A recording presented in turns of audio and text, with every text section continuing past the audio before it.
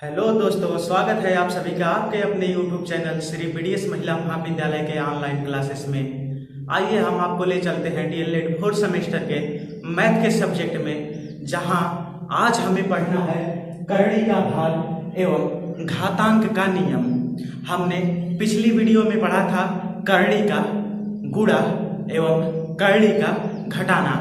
आज हमें पढ़ना है, यानी आज पार्ट 3 में हमें पढ़ना है करड़ी का भाग एवं घातांक का नियम। तो आइए एक नजर डालते हैं हम करड़ी के भाग के ऊपर कि किस प्रकार से हम करड़ी के भाग को सरल कर सकते हैं। तो जैसे हम करड़ी के भाग के ऊपर एग्जाम्पल दे देकर आपको समझाने की कोशिश करेंगे कि किस तरह से करड़ी का भाग हल किया जाता है। तो जैसे मान लीजिए कि एक पहला एग्जाम्पल हमारा है करड़ी में 60 अपान अंडर रूट 15, यानी एक करड़ी में 60 अपान अंडर रूट 15। इसको हम किस प्रकार से हल करेंगे या इसको किस प्रकार से हल कर सकते हैं। तो पहली वाली वीडियो में हमने बताया था करड़ी का नियम, और करड़ी के नियम में एक नियम हमने ये बताया था आप लोगों को कि यदि अंडर रूट p अपान q हो और इसका घातांक n हो तो इसको हम लिख सकते हैं अंडर रूट p घातांक n upon under root q घातांक n, यानी इसके बराबर हम इतना लिख सकते हैं या फिर इसके बराबर हम इतना लिख सकते हैं। इसी नियम के द्वारा हम इस क्वेश्चन को सॉल्व करेंगे। तो यहाँ देखिए हमने ये बताया था कि यहाँ यदि कुछ नहीं है तो यहाँ इसका मतलब कि यहाँ पर 2 है और ये द्वितीय घात की करड़ी है, और ये बताया था कि n के बराबर कुछ भी रख सकते हैं। तो इसी सूत्र पर हम इस सवाल को हल करेंगे। तो आइए हल करते हैं इस क्वेश्चन को। तो अब हम इसको लिख सकते हैं करड़ी में 60 अपान करड़ी में 15, यानी करड़ी में 60 अपान करड़ी में 15। इसको कैंसिल करेंगे तो यहाँ पर बचेगा करड़ी में 4, यानी अंडर रूट 4, और जब इसका वर्गमूल निकालेंगे तो ये होगा 2, और यही तो हमारा आंसर हो जाएगा दोस्तों। यानी ये under root 60 upon under root 15, इसको जब हल करेंगे तो एक ही करड़ी में करड़ी के नियम से करेंगे। करड़ी में 60 अपान करड़ी में 15, जब इसको कैंसिल करेंगे यहाँ से 15 से 60 में भाग देंगे 4 बार, यानी ये बचेगा अंडर रूट 4, और जब अंडर रूट 4 होगा तो इसका हम एलसीएम निकालेंगे, और एलसीएम होगा अंडर रूट 4 होगा, सॉरी अंडर रूट 4 होगा तो इसका हम वर्गमूल निकालेंगे, और वर्गमूल होगा कितना 2, और यही तो हमारा आंसर हो जाएगा दोस्तों। इसको केयरफुली ध्यान दीजिएगा। इसके बाद ऐसा ही एक अगला एग्जाम्पल आप लोगों के सामने प्रस्तुत कर रहे हैं, इसको स्वयं बनाने की कोशिश करिएगा दोस्तों। तो ये हमारा जो अगला एग्जाम्पल है ऐसा ही है, जैसे ये देखिए हमारा दूसरा एग्जाम्पल करड़ी में 36 अपान करड़ी में 6 का मान ज्ञात कीजिए, यानी करड़ी में 36 अपान 6 का मान ज्ञात कीजिए। तो किस प्रकार से हम करड़ी में 36 अपान 6 का मान ज्ञात करेंगे, आइए इसको हम देखते हैं। तो यहाँ से फिर उसी करड़ी के नियम से हम इसको लिख सकते हैं अंडर रूट 36 अपान 6, और यहाँ से जब कैंसिल करेंगे तो ये बचेगा अंडर रूट 6, और यही हमारा आंसर हो जाएगा। ये हमारा आंसर होगा। ठीक, इससे एक चरण ऊपर आपको लेके चलते हैं, यानी ये रही कुछ साधारण करड़ी के भाग। इससे हम एक चरण आपको ऊपर लेके चलते हैं। इस सवाल को आप लोग वीडियो रोक कर अपने से बनाने की कोशिश करिएगा तथा कमेंट बॉक्स में ये बताइएगा कि कितने लोगों ने स्वयं इस क्वेश्चन को बना लिया था। तो यहाँ पर देखिए, यहाँ पर तीसरा जो हमारा एग्जाम्पल है, तीसरा ये है under root 24 upon under root 3। इसको स्वयं बनाने की कोशिश करिएगा वीडियो रोककर, क्योंकि ये एग्जाम्पल सेम अन्य 2 ही की तरह है जिसको अभी हम बता चुके हैं आप लोगों के सामने। तो यहाँ पर अंडर रूट 24 को अंडर रूट 3 से हमें क्या करना है, डिवाइड करना है। तो कैसे डिवाइड करेंगे, देखिए क्योंकि वही करने का नियम जो इससे पहले करने का नियम बताए थे, उसी करने के नियम से हम इसको एक ही करने के अंतर्गत कर सकते हैं, यानी अंडर रूट 24 अपान 3 ऐसे कर सकते हैं। और जब इसको घटाएंगे तो यहाँ पर बचेगा अंडर रूट 8, यानी करड़ी में 8, और इसको हम लिख सकते हैं करड़ी में 8 को 2 करड़ी में 2, यानी इसका वर्गमूल निकालेंगे तो 2 का जोड़ा लगेगा, 1 2 का जोड़ा नहीं लगेगा, और जब 1 2 का जोड़ा नहीं लगेगा तो एक करड़ी में फंसा रहेगा और 1 का जोड़ा लगेगा वो करड़ी से बाहर हो जाएगा। तो इसको अब हम लिख सकते हैं कि 2 √2 और यही हमारा आंसर हो जाएगा, ये हमारा आंसर हो जाएगा दोस्तों। तो ये थे कुछ साधारण करली के भाग। अब इससे एक चरण ऊपर की ओर हम आपको लेके चलते हैं कि और कैसे आपके एग्जाम में करली के भाग से सवाल आ सकते हैं। तो यहाँ आप लोग देखिए, इसको हम हटा देते हैं। अगला जो एग्जाम्पल है हम आप लोगों के सामने प्रस्तुत कर रहे हैं, इसको बनाने की कोशिश करिएगा। जैसे कि ये हमारा चौथा एग्जाम्पल है आप लोगों के सामने, √2 अपान √6 का मान ज्ञात कीजिए। तो यहाँ पर आप लोगों के सामने इस तरह से सवाल दिया रहेगा, यानी √2 अपान √6 का मान हम किस प्रकार से निकाल सकते हैं। तो देखिए इसको हम कैसे निकाल सकते हैं, फिर वही करली का नियम जो इससे पहले आप लोगों को बताया है, उसी करली के नियम से हम इन सब को √2 अपान √6 कर सकते हैं। अब यहाँ से जब करेंगे तो इसको 2 एकम 2 2 3 6 कर देंगे, यानी ये हो जाएगा हमारा √1 अपान 3, यानी करली में 1/3 इतना हो जाएगा। फिर उसी के सूत्र के नियम से हम इसको अलग अलग भी कर सकते हैं, √1 अपान √3, इसको इतना कर सकते हैं। अब यहाँ पर चूंकि हम इसको यहाँ पर नहीं छोड़ेंगे, इससे एक स्टेप हम आगे इसको बढ़ाएंगे, क्योंकि यहाँ √3 है और √3 का ऊपर नीचे हम गुणा कर देंगे, जिसको परिमेयीकरण करना कहते हैं। तो यहाँ से हम इसके साथ √3 का ऊपर नीचे गुणा कर देंगे, तो ये हमारा जो होगा √3 का √1 के साथ गुणा होगा तो √3 ही होगा, और यहाँ से करली में 3 और करली में 3 का गुणा होगा तो 3 हो जाएगा, और ये जो होगा वो आंसर हो जाएगा। तो इतना इस क्वेश्चन का जो हमारा आंसर है √3 अपान 3, ये हमारा आंसर होगा। इसको फिर से आप लोग समझ लीजिए, यानी ये कहा है कि √2 अपान √6 का मान ज्ञात कीजिए। तो करली के नियम से हम इसको एक ही रूट के अंतर्गत करेंगे, 2/6 इसको घटाएंगे, 2 एकम 2 और 2 3 6, यानी √1/3। जब √1/3 होगा इसके बराबर फिर हम वही करली का नियम लगाएंगे, इसको अलग अलग करली में कर देंगे, यानी √1 अपान √3। अब इसको एक स्टेप हम आगे बढ़ाएंगे, जैसे √3 का ऊपर नीचे दोनों में गुणा कर देंगे, इसको परिमेयीकरण करना बोलते हैं। तो ऐसे ऊपर नीचे अंश और हर में गुणा कर देंगे। जब अंश और हर में गुणा करेंगे तो यहाँ करली में 3 का करली में 1 के साथ गुणा होगा तो करली में 3 ही होगा, और यहाँ करली में 3 और करली में 3 का गुणा होगा तो ये करली हट जाएगी और यहाँ पर आएगा 3, और यही 3 हमारा क्या हो जाएगा, आंसर हो जाएगा। ये 3 हमारा क्या होगा, आंसर हो जाएगा। इसके बाद हम अगले एग्जाम्पल की ओर आपको ले चलते हैं, इससे जरा हट के है वो एग्जाम्पल, उसको देखिए ये किस प्रकार का सवाल है। यानी इस प्रकार से भी सवाल आपके क्वेश्चन में आ सकता है। जैसे कि यहाँ पर आप लोगों के पास सवाल दे दिया जाए 5वां नंबर का एग्जाम्पल, कि यहाँ अगर √4 लिख दिया जाए जिसका घातांक यहाँ 3, यानी √4 जिसका घातांक 3 और भाग का चिन्ह, इसके बाद √2 और ये जो घातांक है इसमें 4 है का मान ज्ञात कीजिए। यानी कुछ इस तरह से सवाल दिया रहेगा कि करली में 4 जिसका घातांक 3 है और यहाँ करली में 2 जिसका घातांक 4 है, इसका मान हम किस प्रकार से ज्ञात कर सकते हैं या इसको हम कैसे हल कर सकते हैं। तो अब जैसे हम इसको भाग के चिन्ह में हल ऐसे करेंगे, यानी इसको लिख सकते हैं √4 जिसका घातांक 3 है और इसके बटा में √2 जिसका घातांक 4 है। हम इतना लिख सकते हैं, क्योंकि ये देखेंगे करलीगत जो राशि है वो समान नहीं है और न ही इसका घातांक समान है। तो अब हम इसका सबसे पहले इसका घातांक समान करेंगे, और जब घातांक समान करेंगे तो एक वाली √4 जिसका घातांक 3 है और यहाँ √4 जिसका √2 जिसका घातांक 4 है, तो इसके घातांकों का हम एलसीएम लेंगे, यानी घातांकों का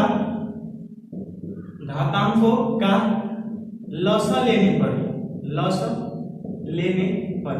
जब घातांकों का लॉसा लेंगे तो यहाँ घातांक 3 और घातांक 4 है, और 3 4 का जो एलसीएम होगा वो 12 हो जाएगा। 3 4 का एलसीएम जो होगा वो 12, यानी यहाँ पर घातांकों का एलसीएम क्यों लिया जा रहा है? क्योंकि इनके घातांकों को आपस में बराबर किया जाएगा। इसके घातांकों को आपस में क्या किया जाएगा? बराबर किया जाएगा। तो यहाँ जब हम लॉसा ले लिए 12, तो अब हम इसको इस तरह से लिख सकते हैं, यानी अंडर रूट।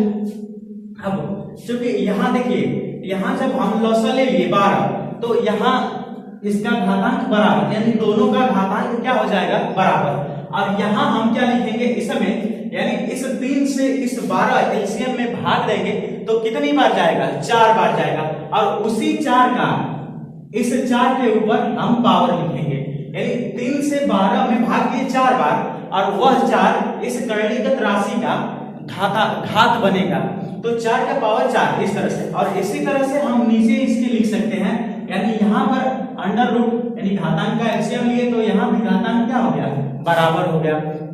और जब यहाँ से देंगे 4 3 12, तो यहाँ पर लिखेंगे 2 का पावर 3, 2 का पावर 3। अब इसको हम लिख सकते हैं यहाँ से 12, और यहाँ लिखेंगे 4 गुणे 4 गुणे 4 गुणे 4, इतना हम इसको लिख सकते हैं। और यहाँ पर इसके लिए हम इसको लिख सकते हैं, यहाँ घातांक 12 और ये 2 गुणे 2 गुणे 2।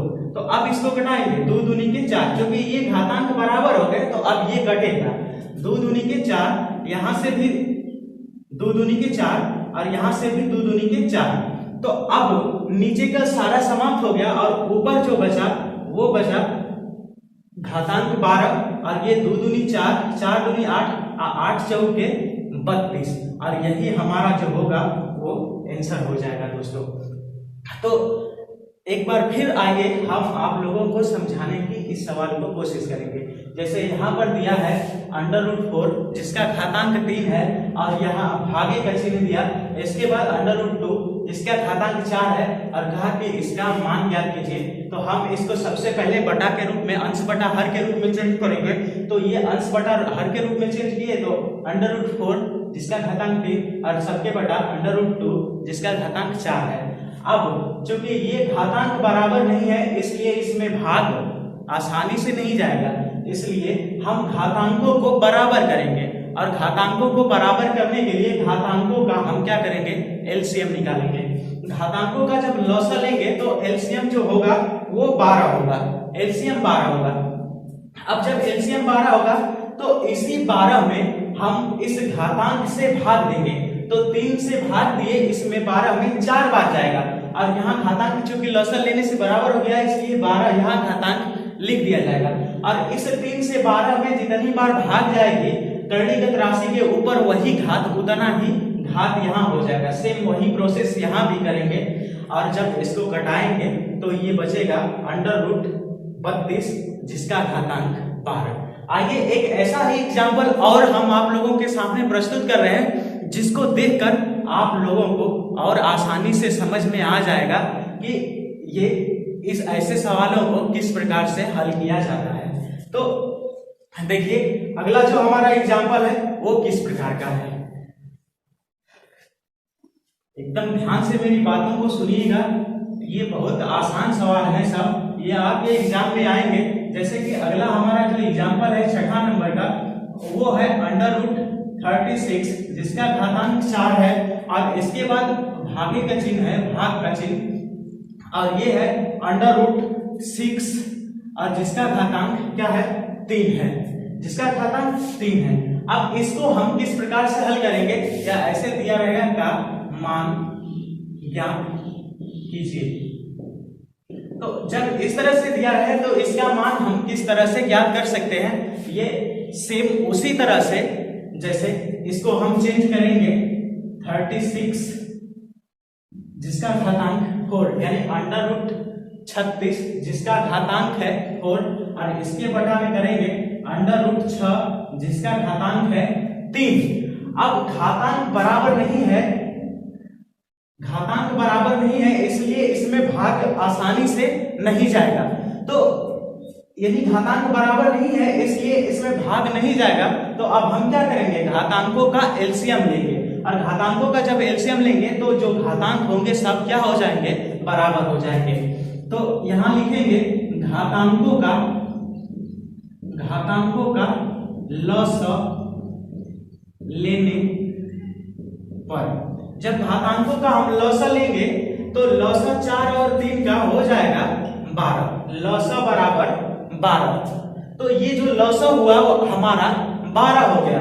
अब यहाँ हम लिख सकते हैं कि अंडर रूट, यानी जब लसाअ 12 हो गया तो यहाँ घातांक हम 12 लिखेंगे, यानी घातांक 12 कर दिए, और यहाँ भी घातांक हम 12 कर दिए, लसाअ लेकर दोनों घातांक बराबर कर दिए।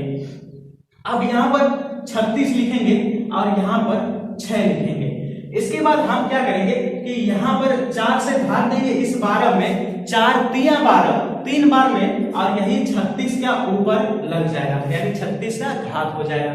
और यहाँ से 3 चौके 12, तो यही फिर क्या हो जाएगा, यहाँ 3 चौके 12, तो अब यहाँ 6 का पावर कितना हो जाएगा, 4 हो जाएगा।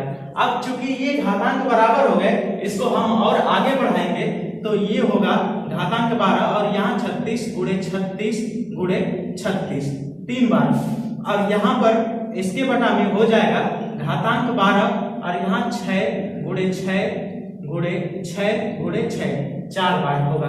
अब इसको घटाएंगे, 6 छड़े के 36, 6 से 6 कैंसिल हो गया, 6 छड़े के 36, फिर 6 से 6 कैंसिल हो गया, यानी नीचे का सारा कैंसिल हो गया, और ऊपर हमारा बच गया अंडर रूट 36, और ये घातांक जो है वो 12, और यही हमारा आंसर हो जाएगा।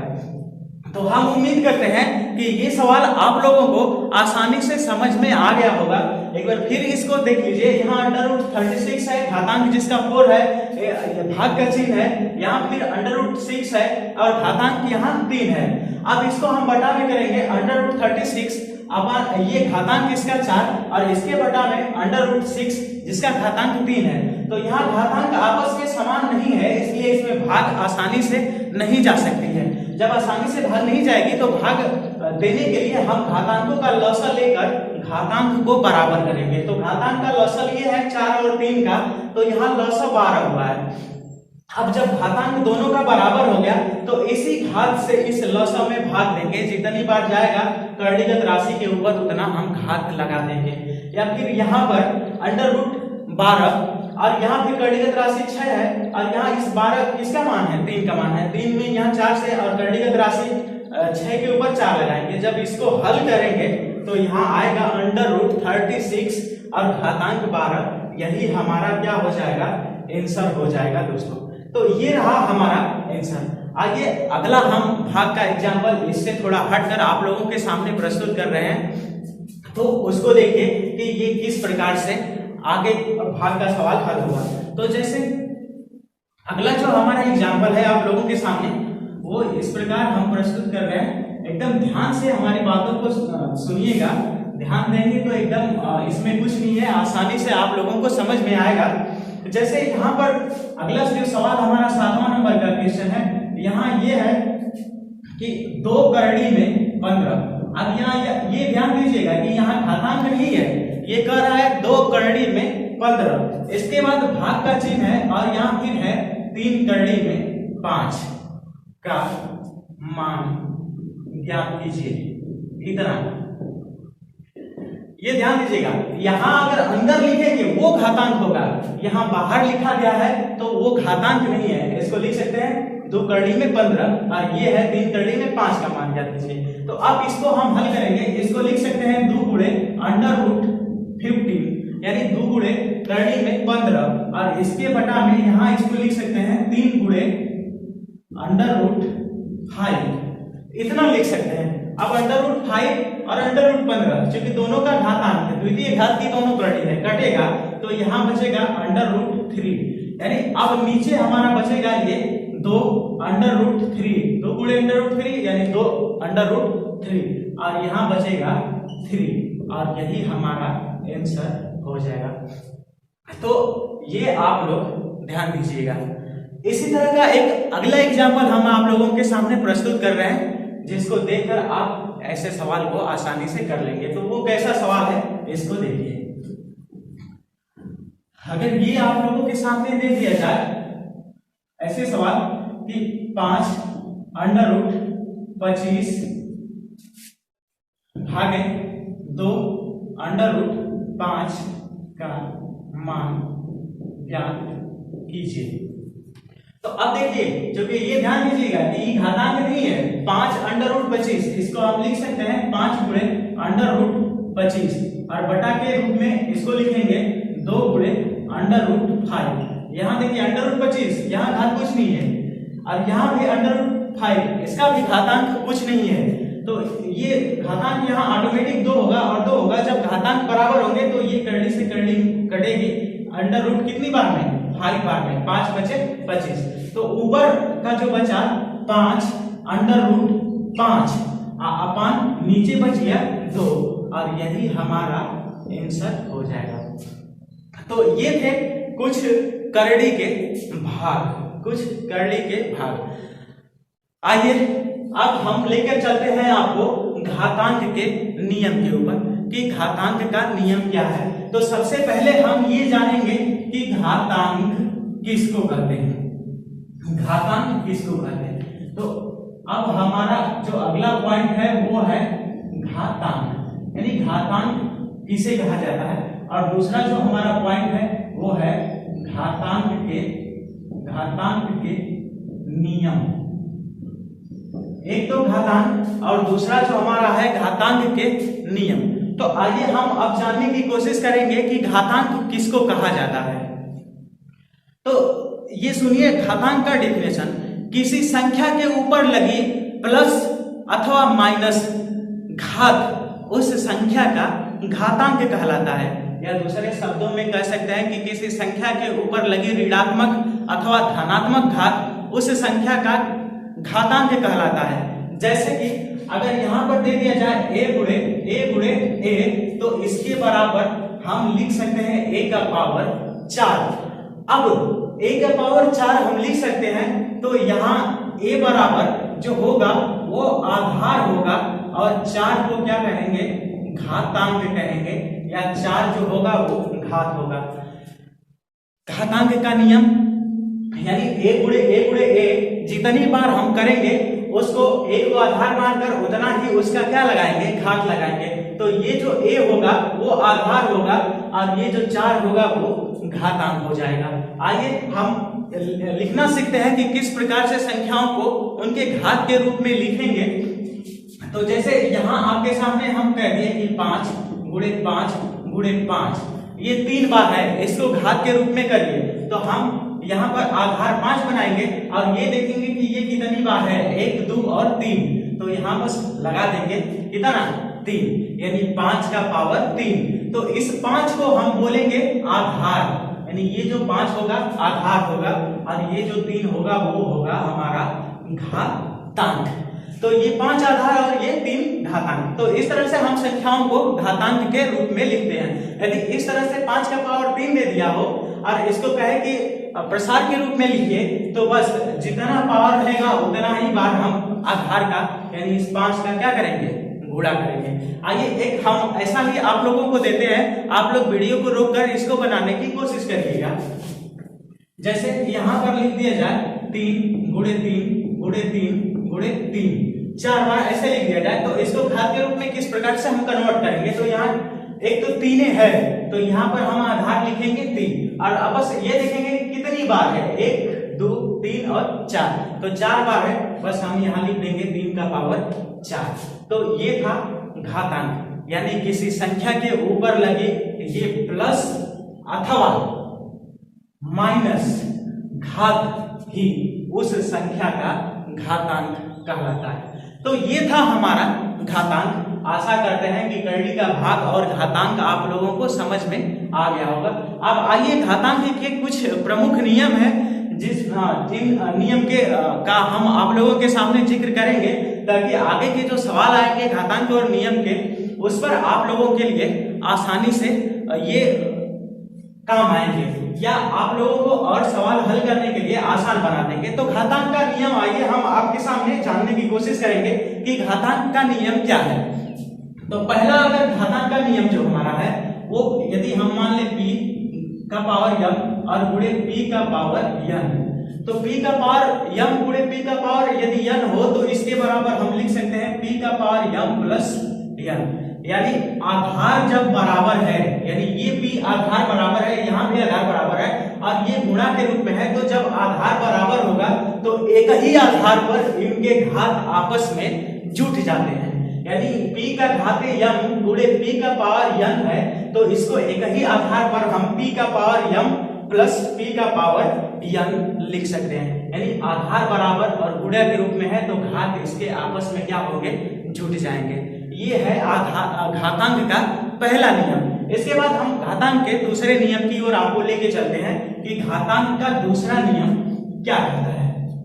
तो यदि देखिए यहाँ p का पावर हम n लिख दें और इसके बटा में p का पावर n लिख दें, तो इसको हम लिख सकते हैं एक ही आधार पर p का पावर m माइनस n। यानी p का पावर m हो और इसके बटा में p का पावर n हो, यानी एक ही आधार का घात m और एक ही आधार का घात इसके बटा में n हो, तो हम इसको लिख सकते हैं एक ही आधार पर इस n को ऊपर ले जाकर इस m से घटा देंगे, यानी p का पावर m माइनस n। ये घातांक का दूसरा नियम है। घातांक का दूसरा नियम p का पावर m अपान p का पावर यदि n हो तो इसके बराबर हम लिख सकते हैं p का पावर m माइनस n। ये घातांक का दूसरा नियम है। इसके बाद आइए हम चर्चा करेंगे घातांक के तीसरे नियम के ऊपर कि घातांक का तीसरा नियम क्या कहता है। तो घातांक का तीसरा नियम ये कहता है कि यदि घात के ऊपर घात हो, यानी p का पावर m और इसका पावर n लिख दें, हम p का पावर m और इसका पावर n लिख दें, तो इसके बराबर हो जाएगा p का पावर m गुणे n। यानी घात के कोई आधार है और उसके ऊपर घात है और फिर उसके ऊपर घात है, तो यदि घात के ऊपर घात है तो घातों का आपस में गुणा हो जाता है। यानी p का पावर m और सबका पावर n हो जाए तो उसी आधार पर p का पावर m गुणे n होगा। और ये आधार और घात का तीसरा नियम प्रस्तुत करता है। ये आधार और घात का तीसरा नियम है। इसके बाद आधार और घात का यानी ये घातांक का जो है वो तीसरा नियम है। इसके बाद हम आगे जानेंगे घातांक का चौथा नियम कि घातांक का चौथा नियम क्या कहता है। तो जो हमारा घातांक का चौथा नियम है, जैसे यहाँ की p इंटू क्यू का पावर यदि हम n दे दें, p क्यू का पावर n दे दें, तो इसको हम अलग अलग लिख सकते हैं p का पावर n गुणे q का पावर n। ये घातांक का चौथा नियम है। यानी p इंटू क्यू सबका पावर n है, तो इसके बराबर हम लिख सकते हैं p का पावर n गुणे q का पावर n। ये इसका चौथा नियम है। इसके बाद आधार और घात का हम पांचवा नियम आप लोगों के सामने प्रस्तुत कर रहे हैं कि ये घातांक का पांचवा नियम क्या कहता है। तो घातांक का जो पांचवा नियम है, जैसे ये पांचवा नियम जैसे यहाँ का दिया जाए p बटा में q का पावर n हो, तो इसके बराबर हम लिख सकते हैं p का पावर n अपान q का पावर n। यानी इसको अलग अलग हम लिख सकते हैं। ये घातांक का पांचवा नियम है। यदि एक ही कोष्ठक में p अपान q का पावर n हो तो हम इसको लिख सकते हैं p का पावर n अपान q का पावर n। ये घातांक का पांचवा नियम है। इसके बाद आइए छठा नियम हम घातांक का जानते हैं, या छठा नियम आप लोगों को समझाने की कोशिश कर रहे हैं कि छठा नियम घातांक का क्या कहता है। तो जो छठा नियम घातांक का है वो ये कहता है कि यदि किसी संख्या का पावर 0 हो गया, किसी भी संख्या का पावर 0 हो गया तो इसका मान 1 होगा। जैसे 3 का पावर 0 हो गया तो इसका मान कितना होगा, 1। यानी कोई भी संख्या, यहाँ पर 4 का पावर 0 हो गया तो इसका मान कितना होगा, 1 होगा। यानी कोई भी प्राकृतिक संख्या ले लें जिसका घात 0 हो गया उसका मान क्या होगा, 1 होगा। तो यहाँ पर p का पावर 0 है तो इसके बराबर 1 होगा। ये आधार और घात का यानी घातांक का ये छठवां नियम है। इसके बाद अगला जो घातांक का नियम है वो हम आप लोगों के सामने लिखने की कोशिश कर रहे हैं। जैसे कि ये सातवां नियम है, यदि p का पावर माइनस m हो तो हम इसको लिख सकते हैं 1 बटा पे p का पावर m। ये घातांक का सातवां नियम कहता है कि यदि p का पावर माइनस m हो तो इसके बराबर हम लिख सकते हैं 1 बटा में p का पावर m। इसके बाद घातांक का जो आठवां नियम है वो ये कहता है कि यदि 1 में p का पावर m है तो इसको हम लिख सकते हैं p का पावर -m। तो ये घातांक के 7वां नियम और घातांक के 8वां नियम दोनों एक ही है, बस इधर का उधर किया गया है। तो ये थे घातांक के कुछ प्रमुख नियम, जिससे कि आप लोगों को घातांक और करली के सवाल को हल करने के लिए थोड़ी आसानी मिलेगी या फिर थोड़ी उपलब्धि हासिल होगी। तो हम ये आशा करते हैं कि आप लोगों को इतना जो बताया गया है वो आप लोगों को आसानी से समझ में आया होगा। आइए हम कुछ घातांक के सवालों को भी देखते हैं कि घातांक के कैसे कैसे सवाल आते हैं। तो इसमें जैसे घातांक के जो सवाल हैं उसमें जैसे ये कहेगा पहला सवाल कि यदि 5 का पावर 3 और भागे 5 का पावर 2 का मान ज्ञात कीजिए। इस तरह से आपके क्वेश्चन में पेपर में सवाल आ सकते हैं या ऐसे आपके एग्जाम में क्वेश्चन आ सकते हैं। यानी p का पावर क्यूब भागे का चिन्ह, जैसे यहाँ 5 का पावर 3 भागे 5 का पावर 2 हो तो इसको अब हम लिख सकते हैं ऐसे 5 का पावर 3 बटा में 5 का पावर 2। अब घातांक के नियम से हम इसको लेके जाएंगे 5 का पावर 3 माइनस 2, यानी अगर हम ये घातांक का नियम आपको बताए थे कि यदि p का पावर m बटा में p का पावर n हो तो इसको लिख सकते हैं p का पावर m माइनस n।